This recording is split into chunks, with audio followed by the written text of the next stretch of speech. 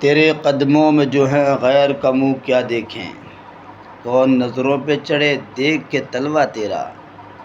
امام احمد رضا خان فاضل بریلوی کہتے ہیں، یا رسول اللہ، جو خوش نصیب آپ کی بارگاہ کا لنگر کھانے والے ہیں، آپ کے در دولت کے ٹکڑوں پہ پلنے والے ہیں، وہ تو دنیا کے بادشاہوں کو بھی خاطر میں نہیں لاتے،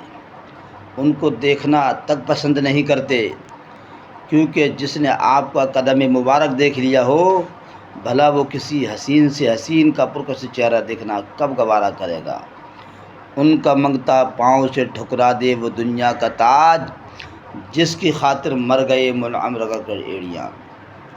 اللہ تبارک و تعالیٰ نے اپنے حبیب علیہ السلام کو ایسی بابرکت صفات عطا فرمائیں، جو شخص ایک بار آپ کی غلامی میں آ جائے،